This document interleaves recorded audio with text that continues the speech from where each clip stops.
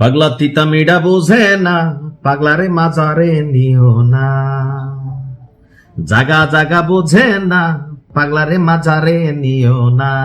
কথা বলতেছি সার্জিস পাগলা, মানে একটু থাকে না যে কি বলা হয় যে একটু জিনিয়াস ক্যারেক্টার যেগুলা, এগুলার মাথার তার তোর ছিঁড়া থাকে। তবে ভাবিয়ে অল্প পানির মাছ বেশি পানি ফললে এরকমই হয়। আর মাঝে মাঝে বিতর্ক তৈরি করা যেন সার্জিসের একটা অভ্যাসে পরিণত হয়েছে। মন্দির, মসজিদ, মাজার এগুলো ধর্মভিত্তিক কিছু স্থান। তো এই অঞ্চলগুলোতে বা স্থানগুলোতে গিয়ে আপনি যদি কোন রকম রাজনৈতিক স্লোগান দেন, তাহলে মানুষ আপনাকে অপছন্দ করবে। আর কোথায় কোন কাজটা করতে হবে সার্জিসকে আসলে বোঝে না। আমার মনে হয় বুঝা শুনেই বিতর্ক তৈরি করা তার কাজ। সারা বাংলাদেশে সবচেয়ে পবিত্র যেই কয়েকটা স্থান আছে, এর মধ্যে হযরত শাহজালাল রহমাতুল্লাহ আলাইয়ের যে মাজার আছে, সেই মাজার হচ্ছে, যারা মাজার প্রেমিক আছেন বা যারা মাজার পছন্দ করেন অথবা পছন্দ না করলেও ধর্মীয় ভাবাবেগ এবং গাম্ভীর্যের কারণে এই মাজারটা সবাই একবারের জন্য হলেও জিয়ারত করেন। তো সেই মাজার প্রাঙ্গণে তারাবির নামাজ শেষে রাজনৈতিক স্লোগান দিয়ে আবারও সমালোচনার কেন্দ্রে পরিণত হয়েছে সার্জিস আলম। গতকালকে রাতে 10:30টার দিকে দরগাহ মসজিদে তারাবির নামাজ আদায় করে সার্জিস এবং তার সাঙ্গপাঙ্গরা। নামাজ আদায়ের পর উপস্থিত কিছু নেতাকর্মীকে নিয়ে মাজার প্রাঙ্গণে স্লোগান শুরু করে সার্জিস আলম। এ সময় এনসিপির নেতাকর্মী এবং সাধারণ মুসল্লিরা সেখানে অবস্থান করছিলেন। ভিডিওটি সামাজিক যোগাযোগ মাধ্যমে ছড়িয়ে পড়লে ধর্মীয় এবং রাজনৈতিক অঙ্গনে মিশ্র প্রতিক্রিয়া তৈরি হয়।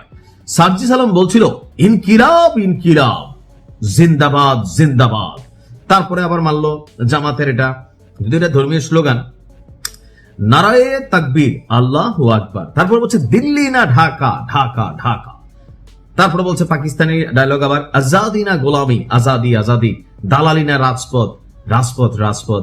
কিন্তু নিজেই একসময় অনেক দলের দালালি করছেন। জনতা একতা, জনতা জনতা, দিয়েছি তো রক্ত, আরো দেব রক্ত, সিলেট সিলেট। তোমার কোথায় রক্ত গেছে বাবা? তোমরা তো ডিবি হারুনের অফিসে গিয়ে মাশাআল্লাহ ভালোই খাইছিলা, তাই না? এটা মানুষ বোঝে। বিশ্বাস করেন যে মানে এই ডিবি হারুন যে সার্জিস, হাসনাত আরো অনেকের কপাল খুলে দিয়ে গেছেন। তো ওই সময় এখানে আবার কে উপস্থিত ছিলেন? জাতীয় নাগরিক পার্টির আহ্বায়ক এবং সংসদ সদস্য আমাদের মাননীয় এমপি মহোদয় নাহিদ ইসলাম, মুখ্য সমন্বয়ক নাসিরউদ্দিন পাটোয়ারি সহ দলের কেন্দ্রীয় এবং স্থানীয় নেতারা। তো এ বিষয়ে নাগরিক আন্দোলনের সমন্বয়ক আব্দুল করিম বলছেন, মাজার জিয়ারতের সময় এ পর্যন্ত কোন রাজনৈতিক দল দলীয় স্লোগান দিয়ে মাজার এলাকার আদব নষ্ট করেনি। মাজার জিয়ারতের নামে এনসিপি নেতাদের এই আচরণ সুফি দরগা আদবের পরিপন্থী এবং এতে সিলেটবাসী ক্ষুব্ধ। তো এনসিপি কি বলবে, বলার মতো কিছু আছে নাকি?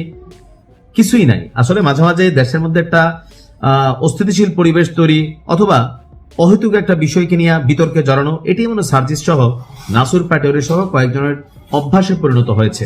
আমি আশা করি সার্জিসটা এই বিষয়টা নিয়ে সিলেটবাসীর কাছে ক্ষমা চাইবেন তথা বাংলাদেশের মানুষের কাছেও ক্ষমা চাইবেন।